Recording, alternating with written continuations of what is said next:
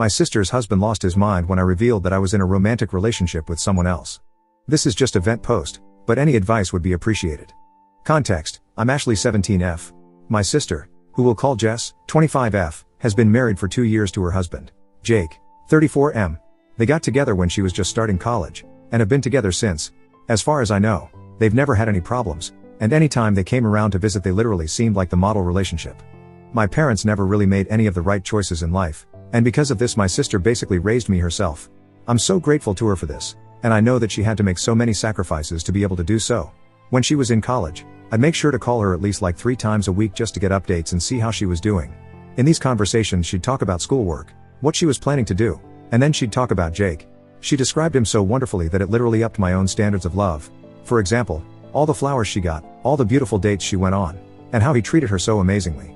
After living with my parents who should have gotten divorced a long time ago, I wasn't someone who had a guide of what a healthy relationship should look like, so I became quite close with Jess and Jake. It had always been me and my sister growing up, so when she introduced me to Jake it felt like I finally had an older brother. Eventually, Jess and Jake moved in together, got engaged, and now they're married. My parents ended up kicking me out because I refused to pay them rent. I have a job at a luxury horse ranch, and there's a few perks. They'll let you use their horses to practice. They'll offer free lessons with a riding instructor. And all around I just love my job too much. I didn't want to leave it. Due to these perks, though, my pay isn't that good. And for how much my parents were asking for, I'd have to get a second job, or quit to find one that pays enough. So I found myself living with Jess and Jake. Jake works from home, so unless he's taking Jess out, or at the gym, he's at home. He makes enough money doing whatever it is he does. I have no idea what he actually does, but Jess told me that it was his family's company, so that explains it, I guess. Recently, they came to me and told me that they were expecting, and obviously, I was very excited for them. But my sister has had a few miscarriages in the past, and we needed to be extra careful with her. This has turned out to be a very complicated pregnancy for my sister, even in these early stages, so it's very high risk. Hopefully, this is enough for you to get a clear idea of what's going on.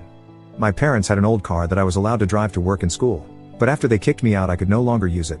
This was a bummer as I always liked the sense of freedom that having a car gave me, but whatever, I'll get over it. Jake insisted that he would start taking me to school in the morning, and then driving me to and from work. I was extremely grateful for this because I didn't have to take the bus or walk. So after Jake finished his daily routine at the gym, he would head home, shower, get me Starbucks, and drop me off at school. And then in the afternoon he would pick me up from school, and then drive me to work. At the end of my shift, he was usually waiting outside or on the way, so it was really a great help. And I was so thankful that he would take so much time out of his day to help me. In the car, we'd end up talking and having conversations, whether it was about Jess or the plans for the baby, but he'd always ask me if I was dating someone, or had a crush on them. He'd wink and be like, "You're so beautiful, it's not possible.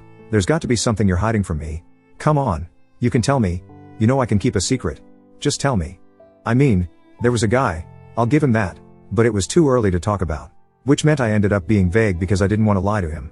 Basically just playing coy, and not answering any of his questions with too specific of an answer because I just didn't feel like jinxing myself.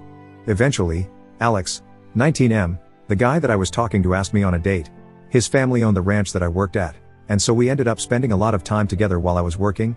Usually, during my shifts he would come and help me out, or we'd go riding together. I was really excited, and on the way home after my shift, I ended up telling Jake. He immediately went cold? I don't know how else to explain it, but there was no longer a familial warmth. He started asking a lot of questions, very matter-of-factly, and I answered because I figured it was just the protective older sibling thing, and that it might take some time for him to get used to it.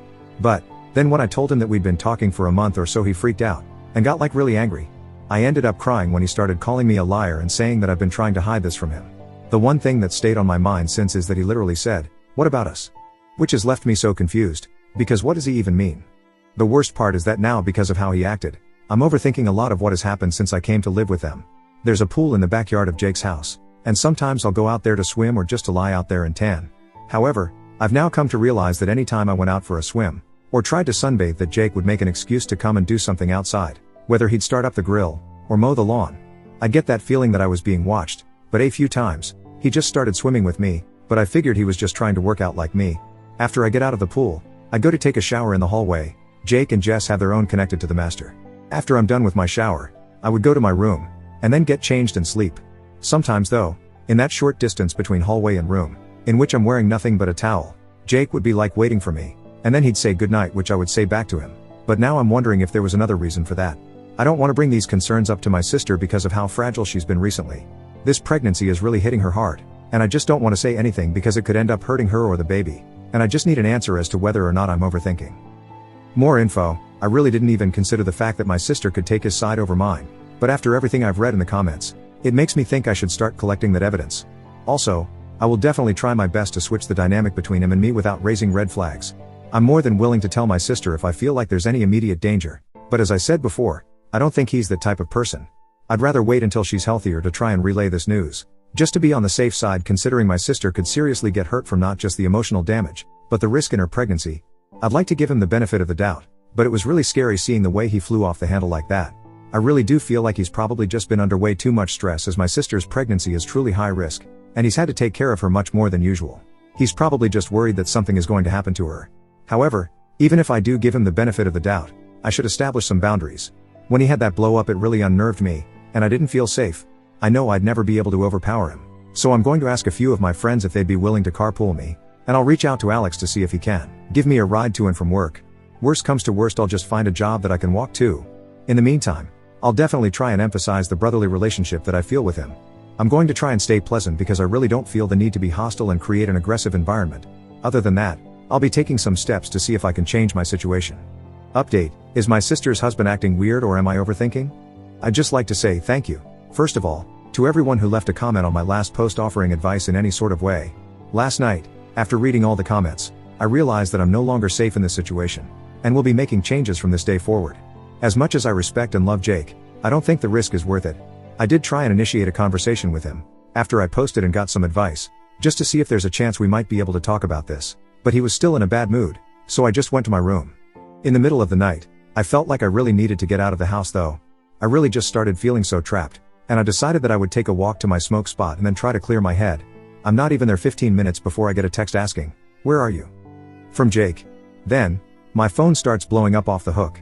He's calling and calling and calling. I don't think I can describe the fear going through me. I wanted nothing else in the world than to be left alone. Eventually, I picked up the phone, which led to a flurry of insults being thrown my way. Apparently, I'm a effing princess who always gets her way, and how I deserve to be treated like the slut I am. Then, he told me to send him my location, which absolutely was not effing happening. So I told him to take a breather and think about what he just said to me. I did end up calling Alex afterwards, who thankfully picked up, and explained everything to him. I'm really not sure how much he understood, considering I was literally shaking and crying so violently, but he ended up driving over to my spot, and asking a few more questions about the entire situation while he tried to calm me down. I was able to relax, eventually, and told him everything again with a clearer head.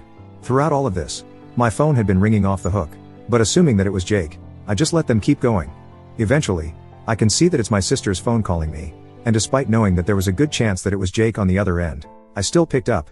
It was indeed Jake, who unleashed another flurry of insults at me, loud enough for Alex to hear, and take the phone from my hand. He told Jake to shut the fuck up, and that I'm safe, then hung up. Afterwards, he just told me that it was going to be okay, and not to worry about it. He ended up driving me all the way to the ranch, and told his parents about what happened, and my current situation. I'm really grateful that they decided to take me in, and let me stay in one of their extra rooms for a little more work around the farm. After that, I just kind of cuddled with Alex, and tried my best to fall asleep. I ended up not going to school today, because I'm just trying to take a breather. However, after Jake's reaction, and the comments getting to my head, I seriously began to worry for my sister, who I ended up calling. Gladly, she was the one who picked up, and it was obvious that she had been crying. She asked me if I was safe, and if I was okay. Jess told me that the night before, she had woken up to Jake's yelling, and it really startled her, so she pretended to still be asleep. She ended up hearing him come back into their room, and take her phone off of her charger. Afterwards, she heard the yelling again, and then the front door slamming. Apparently, Jake had gone to look for me, and had kept my sister's phone with him. She told me she had no idea what to do, but she was just scared that he was going to genuinely hurt me. After an hour or so, Jake had come back home, but he was clearly still in a bad mood, because when she asked where he was and what happened, he ended up blowing up on her too for questioning him. She said she'd never seen him this angry before, and he was literally wrecking furniture. After a few minutes of this, he had gotten back into the car and left, but thankfully left her phone on the counter. She looked at the call logs, and saw all the calls to me. While Jake was gone, she ended up calling a friend to pick her up, and then tried reaching out to me, which at that point I was sleeping, but she told me she was scared that he had found me. She told me she was really sorry for not being able to protect me herself, and failing to see that this was happening. Jess asked me why I didn't tell her about any of his behavior, but I told her that I didn't want to stress her out with the pregnancy, and then we both had a long cry. Apparently, My parents are allowing her to move back in rent-free, because they want to help raise their grandbaby. If this had been an option in the first place, none of this would have happened. But I digress. My sister and I ended up going out for dinner, where I showed her my post. We cried again. She told me that she'd never been scared of him before, but after seeing his anger the night before, she was shaken. Both of us still need to get our stuff, but we're going to reach out eventually, and set a date that we can move all our shit out. My dad and Alex will both be there, just in case he tries to pull anything. According to my sister, he has tried to reach out and apologize so many times, but he just claims that he was worried for my safety, and that I shouldn't be out at night.